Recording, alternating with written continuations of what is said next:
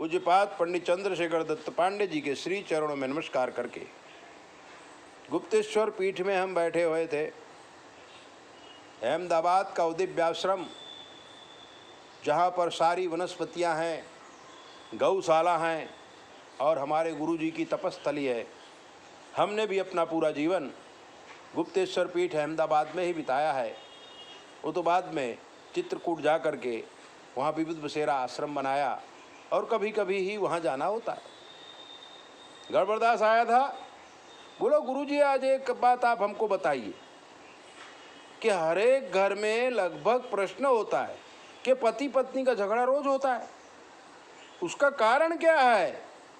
हमने उसको बताया था और उसके माध्यम से यूट्यूब के माध्यम से हमें सुनने वाले और ज्योतिष और कर्मकांड वैदिक ज्ञान लेने वाले प्रिय शिष्यों, सज्जन और सन्नारियों, ये सुनिए, बहुत जरूरी है।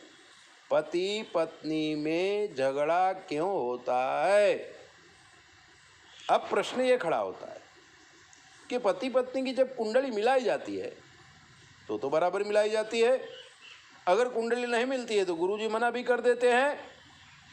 कुंडली मिला करके शादी किया है, 2 बच्चे भी हो गए हैं, घर संसार भी बढ़िया चल रहा है, लेकिन सुबह शाम दोनों टाइम पति पत्नी को देखकर घुरघुराता है, पत्नी पति को देखकर घुरघुराती है। छोटी छोटी बातों में झगड़ा बढ़ जाता है। पत्नी कहती है कि आप तो सुबह से शाम तक बाहर रहते हैं, लेकिन आपके जो माता पिता हैं वो मुझे बहुत परेशान करते हैं, और आपके जो ये बच्चे हैं ये भी बहुत तूफान करते हैं। मैं तो परेशान हो गई हूँ इस जीवन से और मुझे लगता है कि जहर खा के मर जाऊं। पत्नी ऐसे बोलती है। और जब पति आता है तब पति अपनी पत्नी के ऊपर चढ़ जाता है, ऐसा क्यों नहीं किया, ऐसा क्यों नहीं किया, मैंने इतना पैसा दिया था, ये सामान लाना था, तुम वो सामान लेके आ गई। बच्चों का ध्यान नहीं रखती है। अड़ोसी पड़ोसी कंप्लेन करते हैं, अरे मेरे माँ बाप का भी ध्यान नहीं रखती, वो भी रोज कंप्लेन करते हैं। ऐसी अनेक बातें पति पत्नी के बीच हुआ करती हैं। तो इसका ज्योतिषी हल क्या है। ज्योतिषी हल यह है मित्रों कि जब स्त्री के ग्रह पावरफुल होते, शुक्र चंद्र सूर्य, शुक्र या शुक्र राहु की युति होती है, तो पत्नी बहुत वैभवशाली होती है, उसे घूमना फिरना पसंद होता है, अनेक प्रकार की बाह्य चीज़ों को खाने का मन चलता है, अच्छे अच्छे कपड़े पहनने का मन चलता है, और अलग अलग सहेलियों के साथ वार्तालाप करने का मन चलता है। उसे खाना बनाना ठीक नहीं लगता है, इसलिए होटल से खाना मंगवा लेती है। हमेशा वो फोन पर लगी रहती है और अपने अड़ोस पड़ोस मित्र परिवार सहेलियों के साथ चर्चा करती रहती है, और चर्चा का विषय सिर्फ पति होता है और पति का परिवार होता है।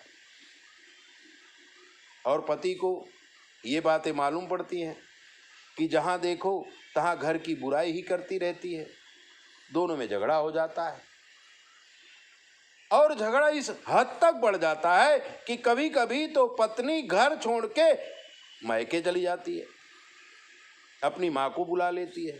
पति साथ भयंकर झगड़ा होता है, कोर्ट कचहरी का केस होता है। बात में कुछ होता नहीं है, लेकिन पति पत्नी कोर्ट में चले जाते हैं और कोर्ट में 2-3 साल तक लड़ाई लड़ते रहते हैं।